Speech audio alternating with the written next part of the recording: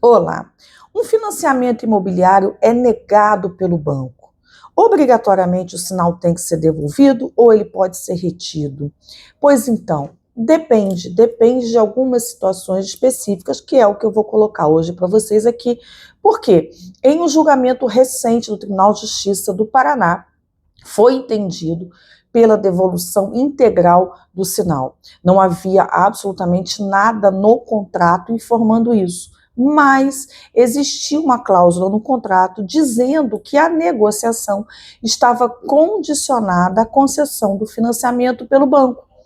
E esta cláusula, apesar de não mencionar a devolução do sinal pago, permitiu que esse comprador obtivesse na justiça a devolução do sinal, porque no caso concreto foi pago o sinal, o banco negou o financiamento, não por culpa nem do comprador nem do vendedor, e o vendedor não devolveu o sinal. Então, ingressou na justiça, ainda pediu ressarcimento por danos que não conseguiu, mas conseguiu a devolução integral. E é isso que eu quero trazer aqui para vocês, porque nós temos várias situações e dois requisitos que são fundamentais para garantir a devolução do sinal. Bom, a primeira situação, então, é essa, quando há uma cláusula expressa no contrato, condicionando a compra e venda do imóvel a realmente concessão de um financiamento. Então, a cláusula expressamente fala que se um banco não liberar o financiamento, não aprovar o financiamento, o negócio é desfeito. Essa é uma cláusula que é necessária quando se espera esse financiamento. Uma segunda hipótese é quando não tem nenhuma cláusula informando do financiamento. Simplesmente há o sinal, o pagamento do sinal, o compromisso, mas não há nenhuma cláusula condicionando o negócio a um financiamento. Nesse caso, como não há essa previsão, dificilmente você vai conseguir a devolução desse valor, porque o comprador não tem nada que o proteja nesse sentido. E o vendedor pode alegar que trata-se de um inadimplemento contratual do comprador, a partir do momento que não havia nenhuma previsão ali condicional de financiamento bancário, e reter o sinal como penalidade por esse inadimplemento. Então, essa é a segunda hipótese. A terceira hipótese é quando o financiamento foi negado por culpa do comprador. Documentação, alguma coisa que ele fez ali que causou inadimplemento.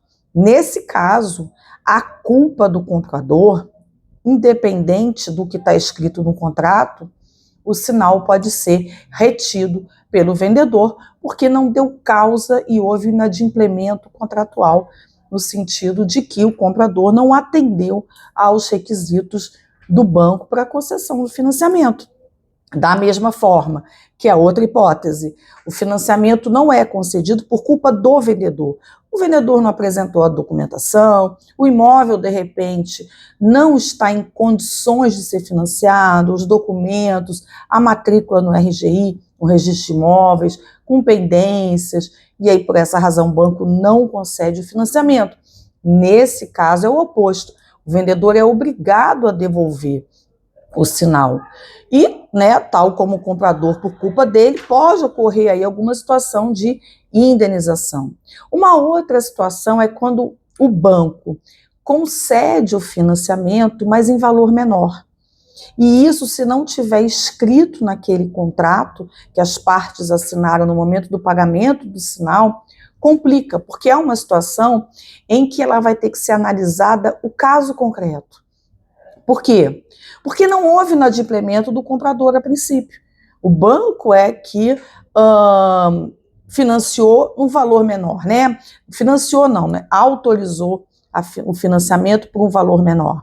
E aí, nesse caso, pode haver rescisão do contrato e haver esse debate com relação à devolução ou não do sinal. Por isso que as cláusulas são importantes, porque nesse ponto específico vai depender da análise do caso concreto para saber se o sinal pode ou deve ser devolvido ou deverá ser retido pelo vendedor. Então, nós temos aqui alguns casos específicos que eu coloquei para vocês dessa situação. Então, como que a gente conclui aqui nesse vídeo bem curtinho relacionado a financiamento de imóvel por uma instituição financeira e o possível negativa desse financiamento? Sempre coloque nesse contrato, onde é pago o sinal, duas cláusulas. A primeira, condicionando o negócio ao financiamento, deixando claro que se não houver a aprovação do financiamento, o negócio será desfeito, porque vocês não podem confundir um crédito pré-aprovado com financiamento. O fato do banco informar ao comprador de que ele tem condições de apresentar um pedido de financiamento, que ele tem um crédito pré-aprovado, não significa e não garante que o financiamento será concedido, porque a concessão do financiamento depende de vários fatores: condição do imóvel, documentação do imóvel, do vendedor, do comprador. Então, vários são os requisitos para a concessão do financiamento. Então, ter um crédito pré-aprovado não significa nada. Então, essa cláusula condicional tem que ser expressa no sentido de que, não aprovado o financiamento, o negócio será desfeito. E a segunda cláusula é a que determina a devolução do valor nesse caso específico. Então, tem que ter uma cláusula, sim, expressa, dizendo que, não havendo a concretização do negócio por recusa do financiamento, o sinal será integralmente devolvido. É possível colocar parcialmente devolvido?